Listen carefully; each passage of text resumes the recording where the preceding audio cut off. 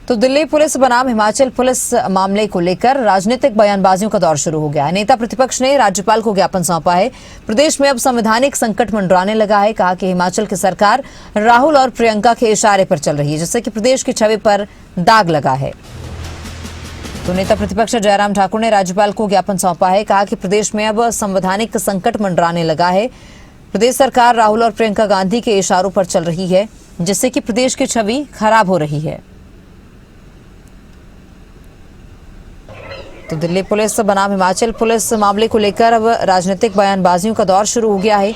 नेता विपक्ष जयराम ठाकुर ने राज्यपाल को ज्ञापन सौंपा है और ये आरोप कांग्रेस पर लगाया गया है कि संवैधानिक संकट अब प्रदेश में मंडरा रहा है और कांग्रेस की जो सरकार है वो राहुल गांधी प्रियंका गांधी के इशारे पर चल रही है, जिससे कि प्रदेश की छवि भी खराब हो रही है। ज्यादा जानकारी के लिए हमारे ब्यूरो मनोज धीमान जुड़ चुके हैं। Manoj, Himachal police versus Delhi police मामले को लेकर राजनीतिक बयानबाजियों का दौर शुरू हो गया है।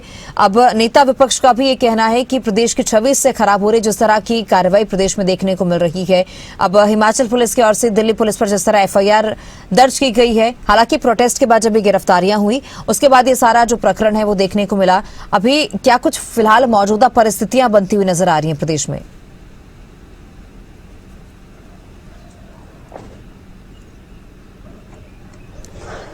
बिल्कुल तमन्ना, देखिए हिमाचल प्रदेश में पहली बार देखा गया है कि दिल्ली पुलिस और हिमाचल पुलिस आमने सामने हो गई और हिमाचल पुलिस ने दिल्ली पुलिस के खिलाफ FIR दर्ज कर दी। यानी कि दिल्ली पुलिस पर सीधे सीधा आरोप लगाया गया कि वो अपहरण के मामले को अंजाम दे रहे हैं, तो उनके खिलाफ उस मामले को लेकर के FIR दर्ज हुई थी।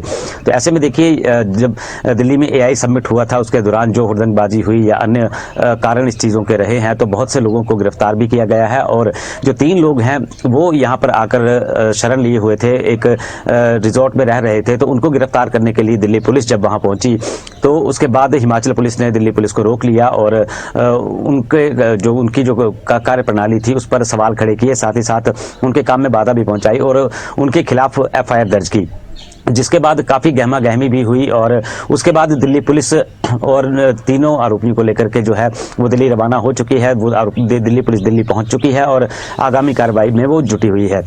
उसके बाद जो है अब राजनीतिक बयानबाजी भी शुरू हो चुकी है। जैसा कि नेता प्रतिपक्ष जयराम ठाकुर ने सीधे तौर पर कहा है कि हिमाचल प्रदेश की सरकार अब राहुल गांधी और प्रियंका गांधी के इशारे पर चल रही है, जबकि हिमाचल प्रदेश में संवैधानिक संकट मंडराने लगा है। इस बात को लेकर के उन्होंने कल राज्यपाल को ज्ञापन सौंपा है और कार्यवाही की मांग भी की है।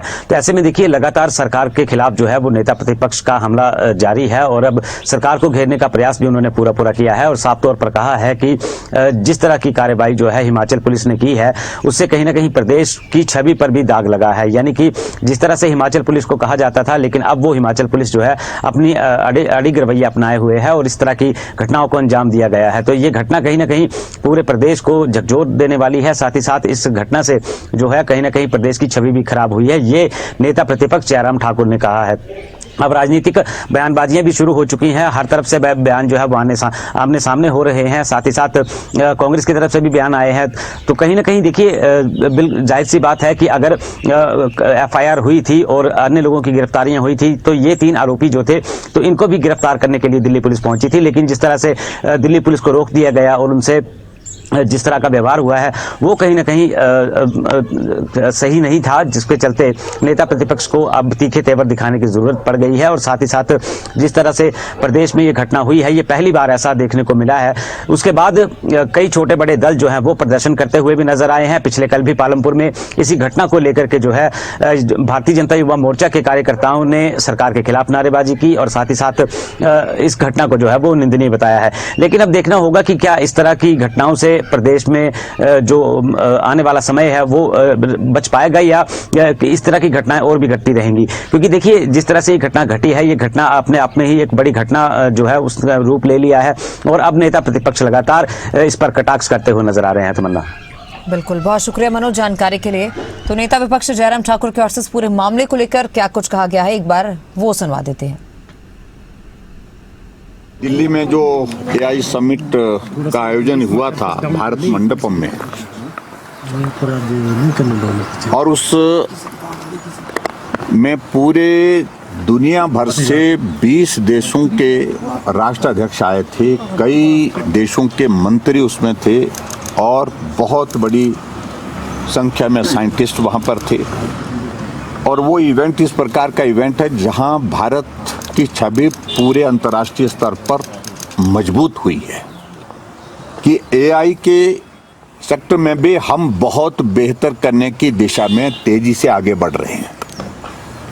लेकिन हमें इस बात को लेकर के दुख है कि कांग्रेस पार्टी की सोच अब इस प्रकार की बन गई जो विचार का विरोध तो करती है, पार्टी का विरोध तो करती है, लेकिन अब देश का विरोध करने पर आ गई।